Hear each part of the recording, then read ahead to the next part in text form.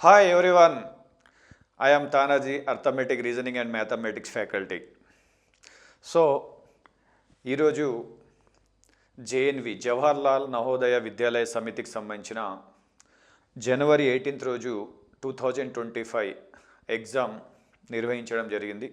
So ఆ ఎగ్జామ్లో వచ్చిన క్వశ్చన్ పేపర్ సంబంధించిన కీ పేపర్ను మనం ఈరోజు పేపర్ యొక్క స్టాండర్డ్, సో మెంటల్ ఎబిలిటీ కానీ మ్యాథమెటిక్స్ కానీ ఇంగ్లీష్ సంబంధించిన అందులో స్పెషల్లీ మ్యాథమెటిక్స్ ఒక 20 బిట్స్ మనకు ఏ విధంగా ఈసారి రావడం జరిగింది దానికి సంబంధించిన ఎక్స్ప్లెనేషన్ జరుగుతుంది. దానికన్నా ముందు అసలు ఈ నవోదయ స్కూల్స్ అనేవి ఏదైతే గ్రామీణ ప్రాంతం నుంచి ప్రతిభావంతు విద్యార్థుల కొరకు వారి కొరకు ఇది ఎస్టాబ్లిష్ చేయడం జరిగింది. 1986లో నేషనల్ జాతీయ విద్యా విధానంలో భాగంగా దీన్ని ఎస్టాబ్లిష్ చేయడం జరిగింది.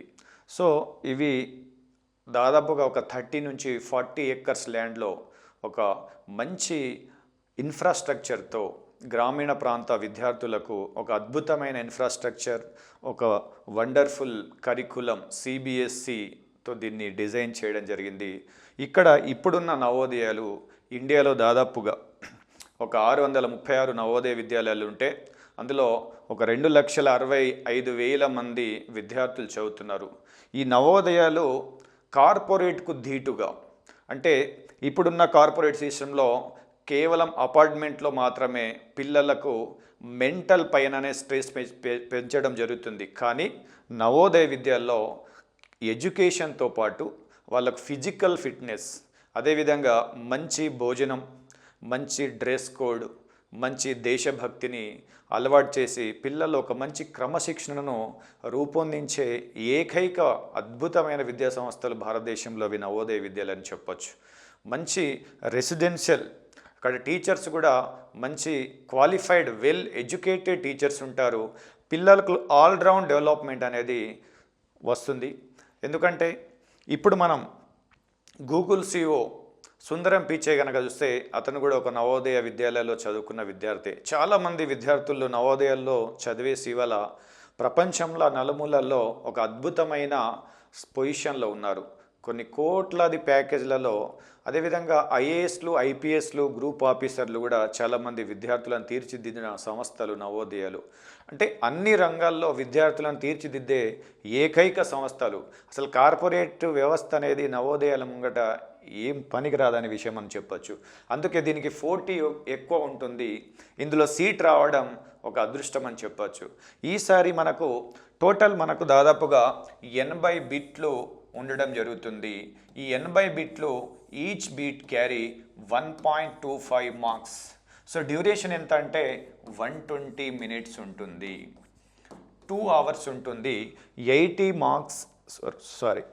Bits each bit carry 1.25 marks, total duration 120 minutes. ఇందులో మెంటల్ ఎబిలిటీ సంబంధించిన 40 మార్క్స్ ఉంటుంది, 40 బిట్స్ ఉంటాయి. అదేవిధంగా అర్థమెటిక్ అండ్ మ్యాథమెటిక్స్ సంబంధించిన 20 బిట్స్ 20 మార్క్స్ ఉంటుంది. అదేవిధంగా ఇంగ్లీష్ సంబంధించిన 20 బిట్స్ 20, అదేవిధంగా టోటల్ 80 బిట్స్ ఉంటాయి. 100 మార్క్స్ పేపర్ ఉంటుంది. Each bit carry 1.25 marks. There is no negative marking అనేది ఉంటుంది. సో ఇక్కడ దాదాపుగా మనకు కట్ ఆఫ్ కనుక ఈసారి చూస్తే ఏ విధంగా ఉంటుందంటే మెంటల్ ఎబిలిటీ ఖచ్చితంగా 40కి 40 వస్తుంది. టాపర్ స్కోర్ చెప్తున్నాను నేను. అదేవిధంగా మ్యాథమెటిక్స్లో ఆల్మోస్ట్ 18+ అంటే సరే ఒక 18 అనుకుంటే, ఇంగ్లీష్లో ఒక 18 అనుకుంటే దాదాపుగా 76 నుంచి 77, ఇక్కడ ఇంకో +1 యాడ్ చేసుకున్న ప్రాబ్లం లేదు. సో దాదాపుగా టాపర్ స్కోర్ 76 నుంచి 77 ఉండబోతుందని చెప్పొచ్చు. పేపరు మరీ టఫ్గా రాలేదు, మరీ ఈజీగా రాలేదు, మోడరేట్గా రావడం జరిగింది. సో ఇందులో మనం కనుక చూస్తే ఫస్ట్ మ్యాథ్స్ సంబంధించిన క్వశ్చన్ అనేది ఏ విధంగా వచ్చింది ఒకసారి చూద్దాం.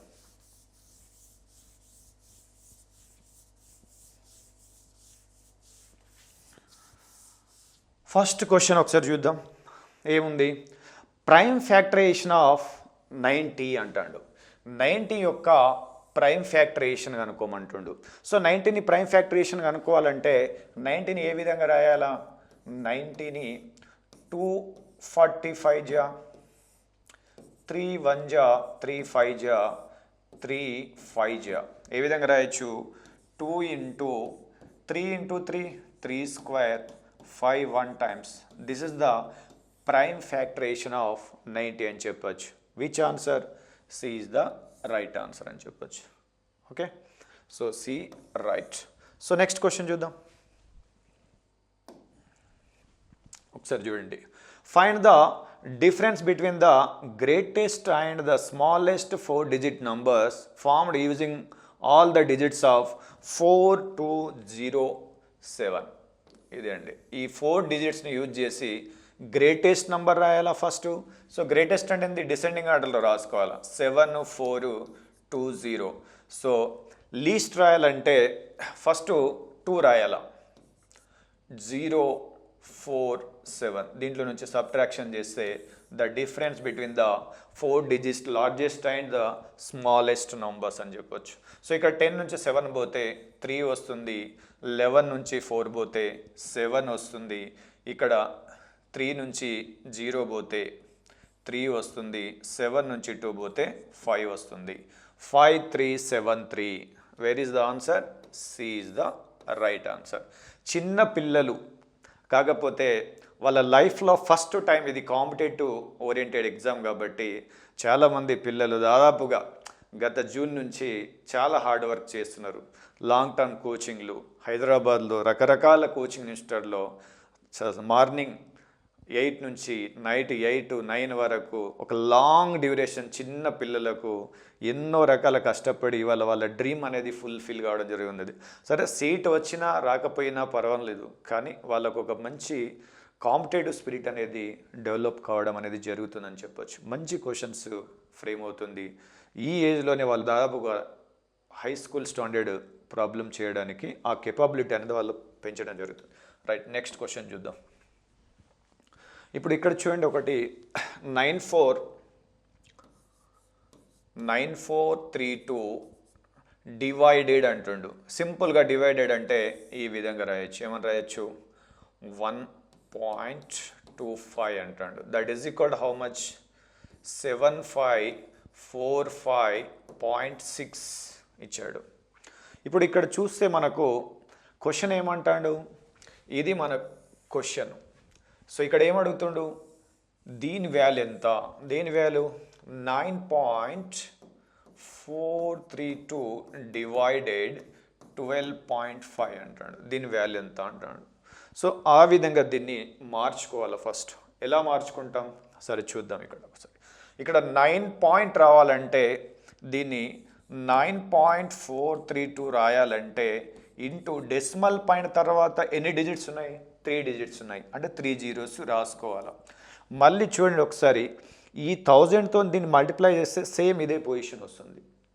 కాబట్టి ఇది మన అవసరానికి, ఎందుకంటే మనకు అడిగిన క్వశ్చన్ బట్టి దీన్ని మనం మాడిఫై చేస్తున్నాం అంతే. There is no change.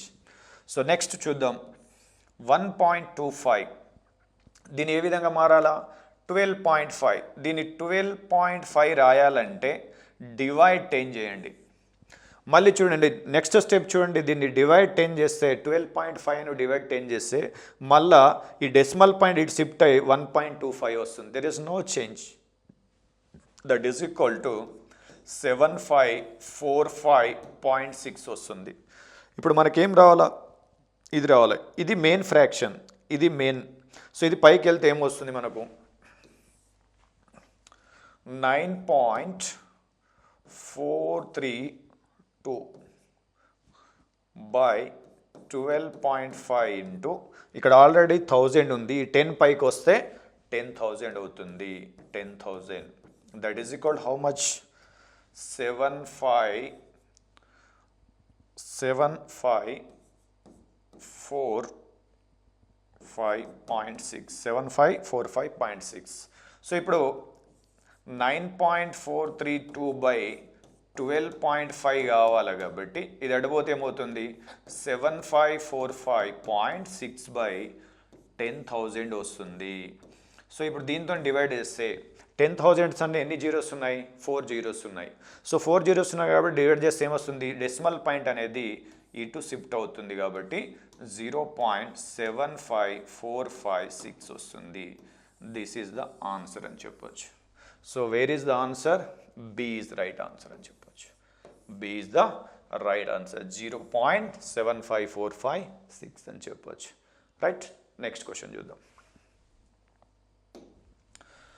Right, ఇక్కడ డెసిమల్స్ ఇచ్చాడు, వీటిని ఏం చేయమంటాడు? The sum of the decimals అంటాడు. సో ఇక్కడ ఇవన్నీ డెసిమల్స్, వీటన్నిటి మనం ఏం చేయాలా? ఒక ఆర్డర్లో రాసుకొని అడిషన్ చేసుకోవాలా. సో కాబట్టి జాగ్రత్తగా 1.1, 1.01, 1.001, ఇంకొకటి 0.01, నెక్స్ట్ 11.01 అండ్ 111.1001. టోటల్ ఎన్ని ఉన్నాయండి? 1 2 3 4 5 6. 1 2 3 4 5 6. చాలామంది స్టూడెంట్స్ ఇక్కడ మిస్టేక్ చేశారు. సో ఇక్కడ మనం చూద్దాం. లాస్ట్ డిజిట్ 1, దీని తర్వాత థర్డ్ పొజిషన్ లేనుంది ఇక్కడ, ఇదొకటి, ఇది కూడా 1. ఇక్కడ చూడండి 1 2 3, ఇక్కడ 1 2 పాయింట్ 1 2 3 4 5 5, ఇక్కడ ఎంత? 2, ఇక్కడ ఎంత? 1. 125.231 అని చెప్పొచ్చు. 123.231 అని చెప్పొచ్చు. Where is the answer?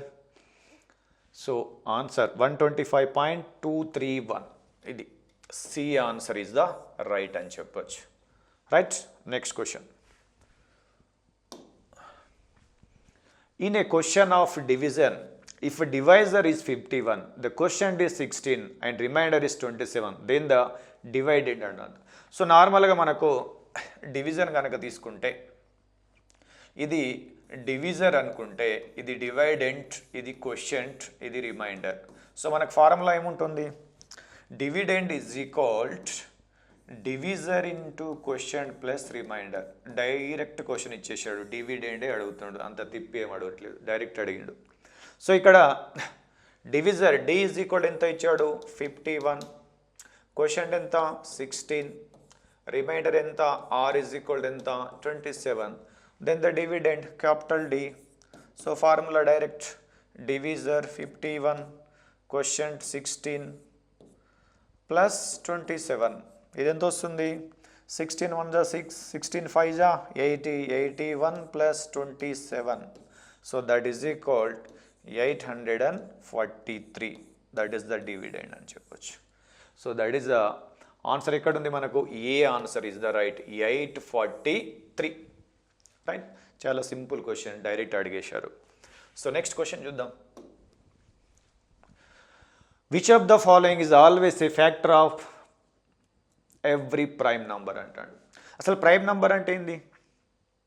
The prime number have only 2 factors, minimum and maximum. 1 and it self. 1 and it self అనేది అంటే 1 వస్తుంది.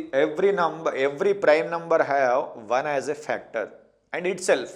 కాబట్టి 1 అనేది ప్రతి ప్రైమ్ నంబర్కు ఫ్యాక్టర్గా ఉంటుంది కాబట్టి answer A1 is right. Example 5 7 తీసుకోండి. 5 7కి 1,5, 7కి 1,7. ఇక్కడ 1 ఫ్యాక్టర్ 1 ఫ్యాక్టర్. ఈ విధంగా నువ్వు ఏ నంబర్ తీసుకున్నా, not only prime number, you take any number have the factor 1. Compulsory ప్రతి నెంబర్కు 1 అనేది ఫ్యాక్టర్ ఉంటుంది. కానీ ప్రైమ్ నెంబర్కి ఎస్పెషల్లీ ఖచ్చితంగా 1 ఓన్లీ ద ఫ్యాక్టర్ అనేది ఉంటుంది definitely. Next question. The simplest fraction form of 20.0925. ఒకసారి చూద్దాం. సింప్లెస్ట్ ఫార్మ్ డెసిమల్ పాయింట్స్లో ఇచ్చాడు, దీన్ని ఫ్రాక్షన్లోకి మార్చాలన్నట్టు, ఫ్రాక్షన్లోకి కన్వర్ట్ చేయాలి. ఇప్పుడు ఇక్కడ చూడండి, డెసిమల్స్లో ఇచ్చాడు, దీన్ని ఫ్రాక్షన్లో కన్వర్ట్ చేయాలంటే డెసిమల్ పాయింట్ తర్వాత ఎన్ని డిజిట్స్ ఉన్నాయి? 1 2 3 4. కాబట్టి పైన ఈ డెసిమల్స్ పోవాలంటే కింద ఎన్ని జీరోస్ రాసుకోవాలా? 1 2 3 4 జీరోస్ రాసుకోవాలా. రైట్, ఇప్పుడు చూద్దాం. 200,925 by 0 0 0 0 అని రాయొచ్చు. ఇప్పుడు నేను 5 టేబుల్లో కట్ చేస్తాను. 5 ఇక్కడ రాస్తే కొద్దిగా మంచిగా కనబడుతుంది.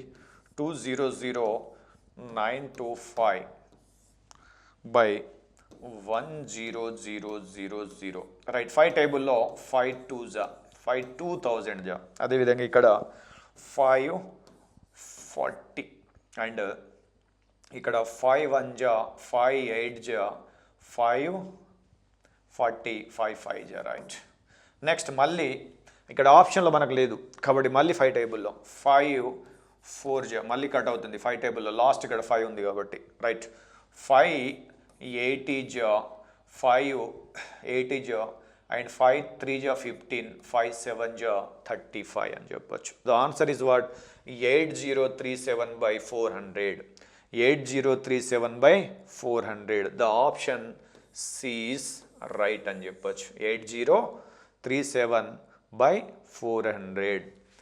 8037 by 400 is the right option అని చెప్పొచ్చు. రైట్. నెక్స్ట్ క్వశ్చన్ చూద్దాం.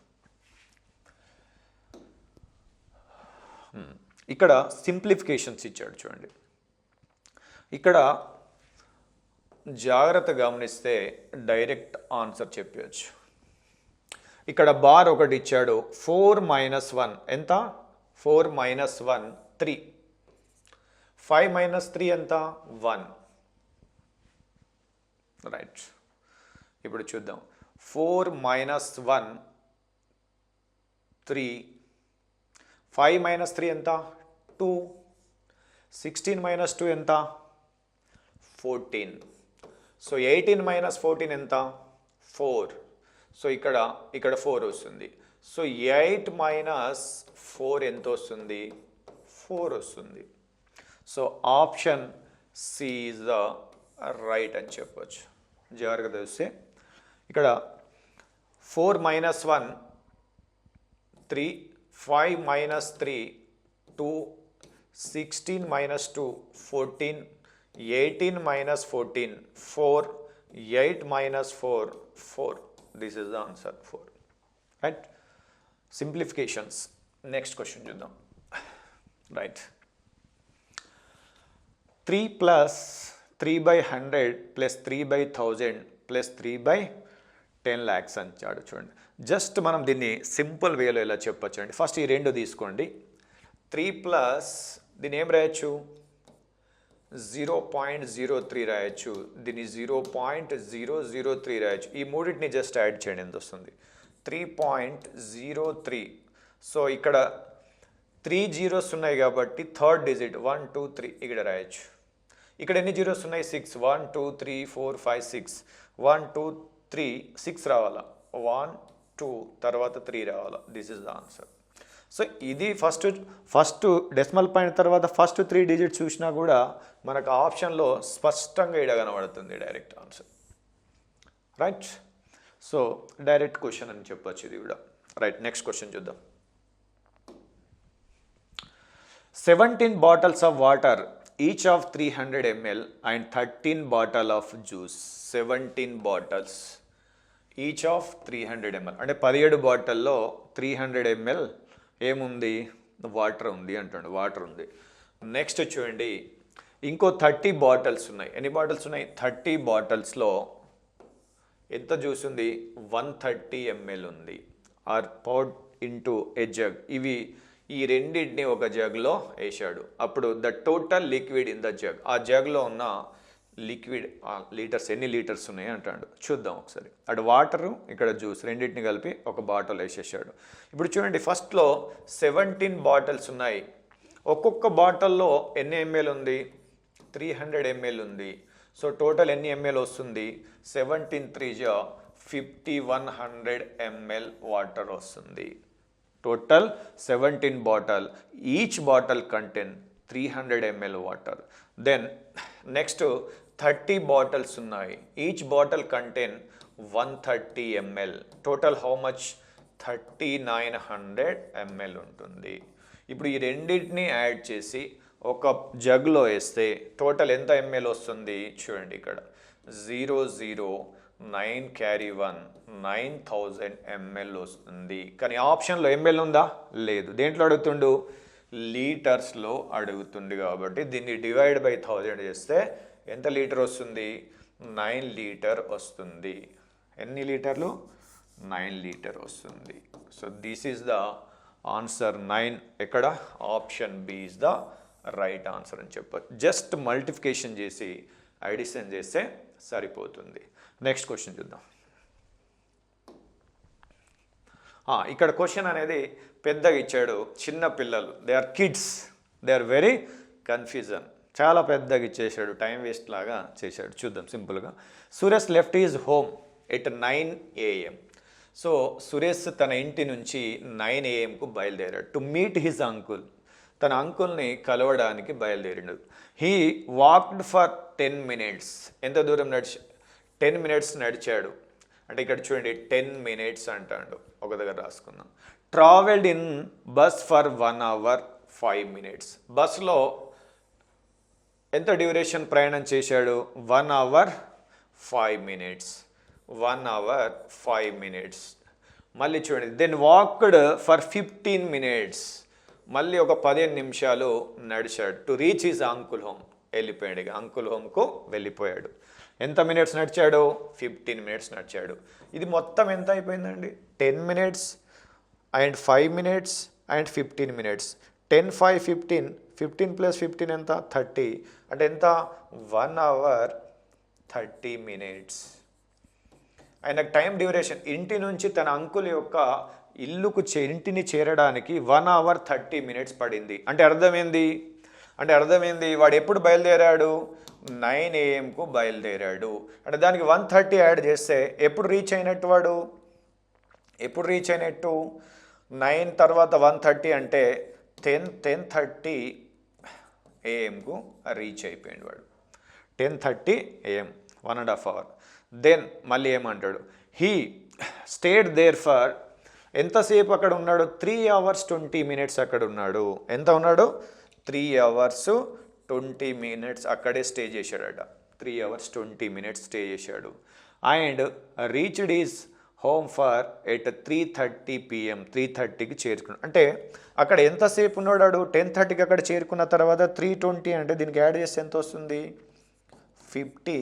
ఇక్కడ 1350 వస్తుంది. అంటే 1350 అంటే ఎంత? 150 అని చెప్పచ్చు. 12 తర్వాత 150 PM అని చెప్పచ్చు.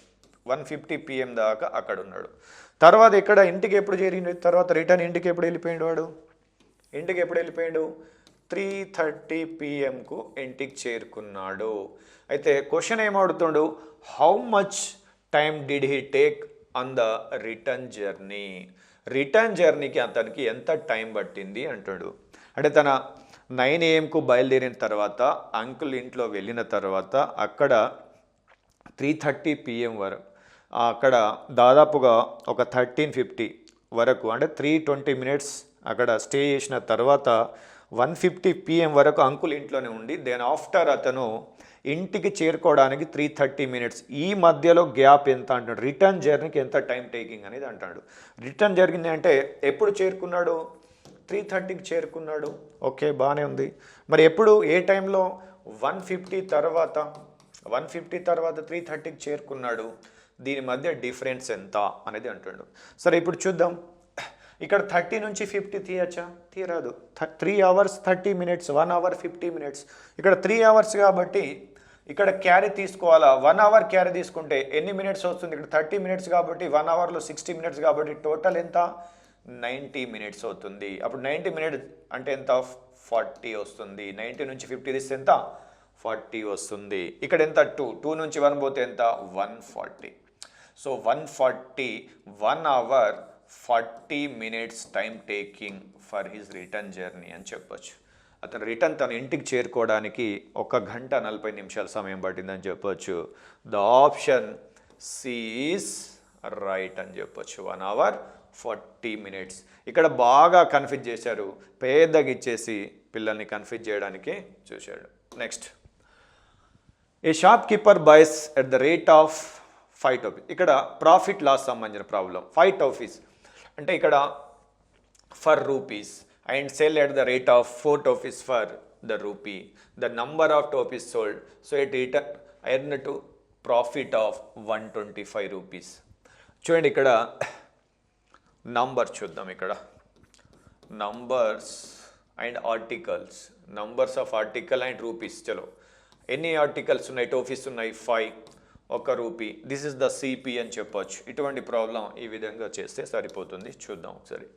సో వాడికి క్వశ్చన్లో మనకు స్పష్టంగా సిపి ఎంత ఉంది చూద్దాం. సిపి ఫర్ 5 టోఫీస్ 1 రూపాయికి అమ్ముతుండు. మరి ఈచ్ వన్ ఎంత, ఈచ్ టోఫీస్ కాస్ట్ ఎంత, 1/5 అంటే ఎంత వస్తుంది, 0.2 రూపీస్ అని చెప్పొచ్చు. రైట్. ఇంకా మళ్ళీ నంబర్స్ ఎంత, సెల్లింగ్ ఎంత, ఎస్పి 4 టోఫీస్ 1 రూపాయికి అమ్ముతుండు. 5 టోఫీస్ ఏమో 1 రూపాయికి కొని 4 టోఫీస్ ఏమో 1 రూపాయికి అమ్ముతుండు. అంటే ఇక్కడ 1 టోఫీ అనేది వాడికి బెనిఫిట్ అవుతుంది. సో ఇక్కడ 1 రూపాయికి మనం క్యాలిక్యులేషన్ చేస్తున్నాం కాబట్టి ఫర్ 1 ఆర్టికల్కి ఇక్కడ ఎంత వస్తుంది, ఎస్పి అనేది 1/4 అంటే ఎంత, 0.25. ఇక్కడ 0.20. ఈ రెండింటి మధ్య డిఫరెన్స్ ఎంత వస్తుంది, so that is the profit. That is the profit. ఎంత ప్రాఫిట్ వస్తుంది, 0.25 మైనస్ 0.20 అంటే 0.05 రూపీస్ ప్రాఫిట్ వస్తుంది. సో ఈ విధంగా 1 రూపాయికి 0.05 వస్తే 125 రూపీస్లో వాడికి ఎంత ప్రాఫిట్ వస్తుంది అనేది, నంబర్ ఆఫ్ టోఫీస్ అనేది ఎంత, వాడు 125 రూపీస్ ప్రాఫిట్ చేయాలి అంటే ఇప్పుడు 1 రూపాయికి 0.05. ఇప్పుడు చూడండి 125 రూపీస్కి వాడికి ఎన్ని టోఫీస్ వస్తాయని చూస్తే just you have to divide. So 125 by 0.05 each one పెట్టేస్తే సరిపోతుంది. సో ఇది ఎంత, డెసిమల్ పాయింట్కి ఇక్కడ ఎన్ని జీరోస్, 2 జీరోస్ మనం ఇక్కడ తీసుకోవచ్చు. సో ఇప్పుడు ఎంత వస్తుంది, 125 ఇంటూ 100 బై ఎంత వస్తుంది, 5. సో 5 2 జా 10, 5 5 జా, దట్ ఈజ్ ఈక్వల్ 2500 టోపీస్ అనేది రావడం జరుగుతుంది. సో దిస్ ఇస్ కొద్దిగా కాంప్లికేటెడ్ ఉండొచ్చు.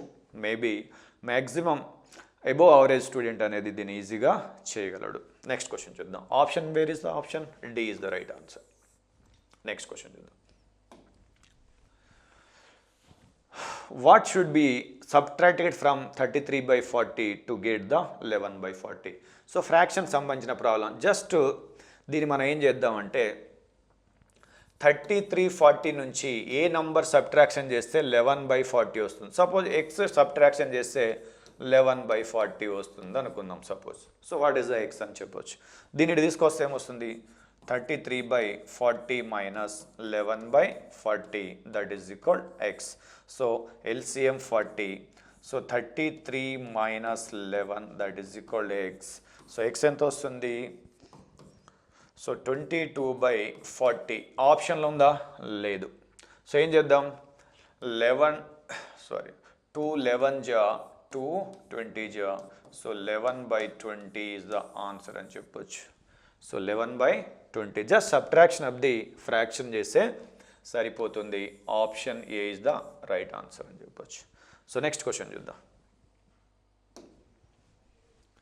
ఏ square parks of side 50 metre, there is a path 2.5 metre.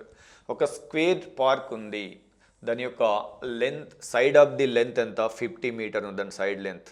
దాంట్లో ఒక పాత్ ఉందంట, 2.5 మీటర్ పాత్ ఉంది, దాని యొక్క విడ్త్ అది. Running all around inside, square park లోపల పాత్ ఉంది. అయితే దీనికి పాత్కి ఏం చేస్తుందంటే cost of levelling the path, the cost of levelling the path at 10 rupees for square metre.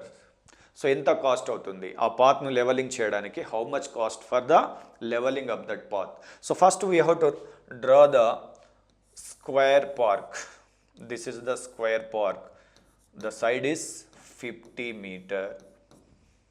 The ఇన్సైడ్లో path ఉంది, the inside of the square park ఏముంది, ఒక పాత్ ఉంది. This is the path, this is the path, ఇది ఒక path ఉంది అని చెప్పొచ్చు. So దీని విడ్త్ ఎంత ఉంది? What is the width of the path? 2.5. This is the 2.5. ఇక్కడ కూడా 2.5. సో ఇప్పుడు ఇది 2.5. సో ఇది కూడా 2.5. ఇది ఒక స్క్వేర్. సో ఇప్పుడు ఈ లెంత్ ఎంత వస్తుంది? This length is how much? This is also one of the square. This is the big square, outer square, inside square. So ఈ అవుటర్ బిగ్ స్క్వేర్ నుంచి ఈ స్మాల్ స్క్వేర్ ఏరియా తీసేస్తే the path area will become అని చెప్పొచ్చు. So ఇక్కడ చూడండి, దీని length ఎంత? 2.5. Total how much? 5 metre. From 50 నుంచి తీసేస్తే ఎంత? This is the 45. సో ఇప్పుడు ఇది 45 అంటే ఇది కూడా 45. దిస్ ఇస్ ద స్క్వేర్, ఇది 45. The area of park. So area of the park ఎంత? పార్క్ ఏరియా చూద్దాం ఎంత వస్తుంది park area. 50 into 50, 2500 square metre area of the park. ఇప్పుడు ఇన్సైడ్ స్క్వేర్ ఉంది కదా, దీని ఏరియా ఎంత? 45 into 45, that is equal how much? 2025. ఇప్పుడు ఈ ఏరియా నుంచి, ఈ టోటల్ ఏరియా నుంచి ఈ ఏరియా తీసేస్తే ఈ పాత్ ఏరియా వచ్చేస్తుంది. తీసేస్తే ఎంత వస్తుంది? 2500 మైనస్ 2025, దట్ ఈజ్ ఈక్వల్ 10 నుంచి 5 పోతే 5, 9 నుంచి 2 పోతే 7, 4, సో 0. ఎంత? 475 square metre. The area of the path is 475 square metre. 1 metre levelling cost how much? 10 rupees for 1 square metre. So total 475కి ఎంత వస్తుంది? 475 into 10, that is equal 4750 rupees. The levelling of cost of the path అని చెప్పొచ్చు. The answer is 4750. B is the right answer అని చెప్పొచ్చు. Okay, right. Next question చూద్దాం. The angle between the minutes hand and the hour hand at 6 PM అంటాడు. సో ఒక్కసారి మనం clock గనక డ్రా చేస్తే ఈ విధంగా మనం క్లాక్ అనుకుంటే ఇక్కడ 12 ఉంటుంది, ఇక్కడ 6 ఉంటుంది. ఇప్పుడు 6 PM అంటాడు అంటే 6 o'clock మనకు ఇక్కడ ఏముంటుంది? అవర్స్ హ్యాండ్ ఉంటుంది, ఇక్కడ మినిట్స్ హ్యాండ్ ఉంటుంది. సో ఈ hours hand and minutes hand మధ్య ఎంత యాంగిల్ ఉంటుంది? 180 డిగ్రీ ఉంటుంది. కానీ ఇక్కడ 180 డిగ్రీ అని ఇచ్చాడా? ఇవ్వలేడు. ఏమి ఇచ్చాడు? Acute angle. యాక్యూట్ యాంగిల్ అంటే ఏంది? Below 90 degree. రైట్ యాంగిల్ అంటే 90 డిగ్రీ. అబ్ట్యూస్ అంటే above 90. So straight angle.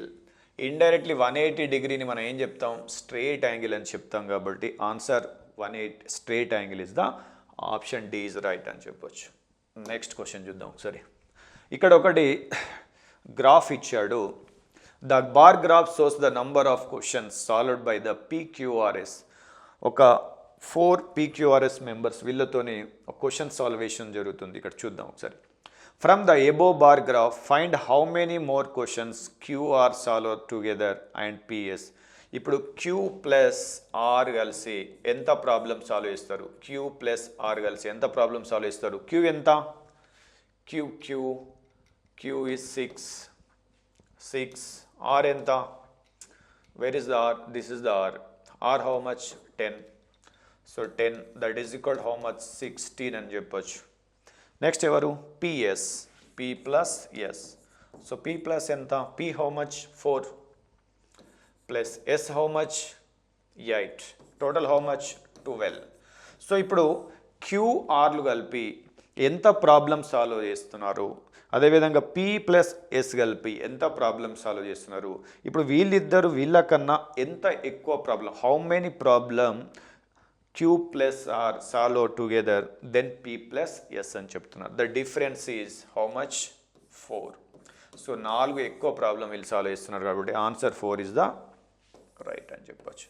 Option A is the right అని చెప్పొచ్చు. సో నెక్స్ట్ క్వశ్చన్ చూద్దాం. A bicycle wheel has total of 24 spokes. The angle between a pair of adjacent spokes అంటాడు. చూడండి ఇక్కడ pie chart అని చెప్పొచ్చు. ఈ పై చార్ట్ నుంచి మనకు ఏమి ఇచ్చాడంటే ఇండైరెక్ట్లీ పై అంటే వీల్ ఎలా ఉంటుంది, ఈ విధంగా ఉంటుంది, ఈ విధంగా వీల్ ఉంటుంది, చక్రం. దీంట్లో పుల్లలు అంటాం మనం, సైకిల్ పుల్లలు అనుకోండి, బైసికిల్ పుల్లలు. ఈ విధంగా మొత్తం ఎన్ని ఉన్నాయి, 24 ఉన్నాయి. అయితే ఈ వీల్ సైకిల్ పై చార్ట్ ఉంది కాబట్టి హౌ మచ్, ఇప్పుడు ఈ ఈ పుల్లలు అనేవి ఈ సెంటర్ పాయింట్ వద్ద ఎంత డిగ్రీ కోణం చేస్తుంది ప్రతి మొత్తం. సో ఇప్పుడు చూడండి, this total how much angle 360 degree. So ఎన్ని పుల్లలు ఉన్నాయి, 24 స్పోక్స్ ఉన్నాయి. డివైడ్ చేయండి, ఈచ్ వన్ ఎంత యాంగిల్ మేడ్ చేస్తున్నాయి. సో ఒక్కొక్కటి ఎంత యాంగిల్ అని చెప్పొచ్చు. ఈ యాంగిల్ ఎంత, what is this total how much. So how many spokes is there, 24. Each adjacent angle is how much, 24. 12 2 ja 12 3 ja. So 30/2 mean what, 15 degree. Each spokes make the 15 degree angle at the center of that wheel అని చెప్పొచ్చు. So this is the answer అని చెప్పొచ్చు. Okay, so next మనకు question చూస్తే fractions సంబంధించిన question ఇది చూడండి. So ఇక్కడ ఫ్రాక్షన్లో కనుక చూస్తే all denominators are equal. So direct మనం న్యూమరేటర్లో ప్లస్ ఉంటే ప్లస్, మైనస్ ఉంటే మైనస్ రాసుకోవచ్చు డైరెక్ట్గా. సో ఈ విధంగా వీటిని కనుక చూస్తే, సో డినామినేటర్ ఇస్ 22, పైన యాడ్ చేసుకోండి ఎంత, 5 + 7 - 3 + 9 - 1. జస్ట్ యాడ్ చేసేసాను. 5 + 7 11, 11 + 9 ఎంత, 20. 5 + 11 12 + 9 ఎంత, 21 - 4/22. దట్ ఈజ్ ఈక్వల్ 17/22 అని చెప్పొచ్చు. So answer B is right అని చెప్పొచ్చు. జస్ట్ ఫ్రాక్షన్ నుంచి మనకు 2 క్వశ్చన్లు వచ్చినాయి. సో నెక్స్ట్ క్వశ్చన్ కనుక చూస్తే మనకు ఇప్పుడు రెక్టాంగిల్ స్క్వేర్స్ ఇచ్చాడు. Which of the following rectangle has maximum area and how much is the maximum area. So ఇక్కడ ఇచ్చిన రెక్టాంగిల్ కానీ, ఈ రెక్టాంగిల్ ఇచ్చాడు, 4 రెక్టాంగిల్, ఒకటి స్క్వేర్ ఇచ్చాడు కదా, ఇది స్క్వేరు. సో దీంట్లో దేని యొక్క ఏరియా అనేది ఎక్కువగా ఉంటుంది అంటాడు. ఇప్పుడు చూద్దాం, ఇది ఎంత, 7 × 11 = 187 అని చెప్పొచ్చు. ఇది ఎంత, 12 16 192. 12 6 72, 12 1 192. ఇదెంత, 196. ఇక్కడ ఎంత, 10 అంటే 180. ఇది 180 అంటే ఇక్కడ 180. This is the 180. దీని ఏరియా 196. ఫస్ట్ది 180, తర్వాత 196, తర్వాత 192, తర్వాత 187. Which one is the highest, 196. Second one is the highest అని చెప్పొచ్చు. సో 196 ఎక్కడుంది, దిస్ ఇస్ ద 196. అసలు మనకి ఇవి ఈ 212 కానీ 280 కానీ లేనే లేదు. సో డైరెక్ట్ మనకి ఈ రెండిట్లో ఆప్షన్ 196 ద రైట్ ఆన్సర్ అని చెప్పొచ్చు. సో నెక్స్ట్ క్వశ్చన్ చూద్దాం. ఇక్కడ చూడండి, ఇక్కడ కాస్ట్ ప్రాఫిట్ అండ్ లాస్ నుంచి క్వశ్చన్ చూడండి. Tina purchased a scooter for 55,000. She spends 3,400 on its repair. She the scooter to her friend sold for 56,030. Her profit or loss. ఇప్పుడు టీనా ఏం చేస్తుందంటే, ఇప్పుడు ఆమె ఒక స్కూటర్ తీసుకుంది, ఎంత, 55,000 రూపీస్ అని చెప్పొచ్చు. సి స్పెండ్, సో స్పెండ్ కూడా CP, this is the CP. Spend చేసిన అమౌంట్ కూడా రిపేర్ కానీ what ever, this is also included in cost price. So 3,400. So total cost price how much, 0048, 58,400 అని చెప్పొచ్చు టోటల్ కాస్ట్ ప్రైస్. సో ఆమె ఎంతగా అమ్ముతుంది, what is the selling price. So selling price is equal 56,030 అని చెప్తున్నాడు. Here CP is greater than SP. When CP is greater than SP there is the loss. So CP అనేది SP కన్నా ఎక్కువ ఉంటే loss వస్తుంది. What is the loss. So loss అనేది దీంట్లో నుంచి మైనస్ చేసేయండి అయిపోతుంది. 0,732 2370. So where is the loss? 2370. Option B is the right answer అని చెప్పొచ్చు. Right, simple question. Next question చూద్దాం. So this is the explanation of key అని చెప్పొచ్చు మనం. సో పేపర్ అనేది మోడరేట్గా రావడం జరిగింది. మరీ టఫ్గా లేదు, మరీ ఈజీగా లేదు, మోడరేట్గా ఉంది. మ్యాక్సిమం దీంట్లో ఈ 19 వరకు మనం స్కోర్ చేయడానికి అవకాశం ఉంది. మేబీ హైలీ ఇంటలెక్చువల్ ఉంటే 20 రావచ్చు, ఒక దీంట్లో 20 వచ్చినా ఇంగ్లీష్లో తగ్గచ్చు. సో అందరూ అన్ని సబ్జెక్ట్లో టాప్ ఉండాలనేది నేను చెప్పేది. ఏంటంటే మ్యాక్సిమం ఈ పేపర్ కనుక చూస్తే 77 హయ్యెస్ట్ స్కోర్ చేయడానికి స్కోప్ ఉంటుంది. ఇదైతే మనకి ఇక్కడ స్పెషల్లీ నవోదయ అనగానే చాలామందికి మనకి ఏంటంటే ఇప్పుడు ఇక్కడ ఆర్బన్ ఉంటుంది, రూరల్ ఉంటుంది. ఆర్బన్లో 20% రిజర్వేషన్, సో 80% రూరల్ వాళ్ళకంటాను. ఆర్బన్ ఎంత? 20%. అసలు నిజంగా చెప్పాలంటే ఆర్బన్కు రిజర్వేషనే లేదు. 20% ఓపెన్ కేటగిరీలో తీస్తాడు పోస్టులు, సీట్లు. 20% ఓపెన్ కేటగిరీలో మొత్తం 80 సీట్లలో 16 సీట్స్ అంటే దగ్గర మనకు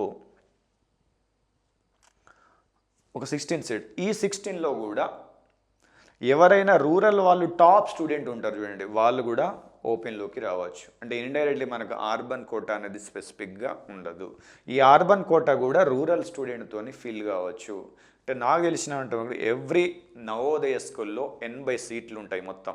ఆ 80 సీట్లలో కూడా ఈ నవోదయాలు ఏంటంటే 6th క్లాస్ నుంచి 12th క్లాస్ వరకు free education and residence, school and residence మొత్తం ఫ్రీ ఉంటుంది. మొత్తం కాస్ట్ హై లెవెల్ ఇన్ఫ్రాస్ట్రక్చర్ కానీ, రెసిడెన్స్ హాస్టల్స్ కానీ, స్కూల్స్ కానీ, మంచి laboratories and digital panel board. ఇప్పుడు నౌఏడేస్ ఎవ్రీ నవోదయలో ఐఐటి ఫౌండేషన్ క్లాసెస్ కూడా స్టార్ట్ చేయడం జరిగింది. అదేవిధంగా 10th ఇంటర్మీడియట్లో మంచి స్కోర్ వచ్చిన, ఆ 10th క్లాస్లో బాగా స్కోర్ వచ్చిన స్టూడెంట్స్ను దక్షిణకు పంపించి అక్కడ కూడా ఐఐటి నీట్ ప్రిపరేషన్ అనేది జరుగుతుంది. చాలామంది స్టూడెంట్స్ ఇక్కడ నుంచి నవోదయాల నుంచి ఒక బెస్ట్ ఆల్రౌండ్ డెవలప్మెంట్కి ఇది బెస్ట్ ప్లాట్ఫామ్ అని చెప్పొచ్చు. ఇందులో ఖచ్చితంగా స్టూడెంట్స్ కనుక సీటు వస్తే వాళ్ళ లైఫ్ మ్యాక్సిమం సెట్ అయినట్టే, there is no problem. So ఇక్కడ మనకు 6th నుంచి 12 7 years వరకు ఫ్రీ ఎడ్యుకేషన్, ఫ్రీ కాస్ట్, ఒక్క రూపాయి కూడా మనం పే చేయాల్సిన అవసరం లేదు. సో ఇక్కడ ఈ విధంగా ఆర్బన్ కోటా అనేది ఉండదు. కాబట్టి ఆర్బన్ సీట్లు కూడా కంప్లీట్లీ రూరల్ టాపర్ స్టూడెంట్ నుంచి కూడా దీంట్లో 80% ఫీల్ అయిపోతుంది. ఒక 3 4 5 రావచ్చు మేబీ, నాకు తెలిసినట్టు. రైట్, కాబట్టి this the wonderful opportunity for your child and I wish you all the best. Thank you.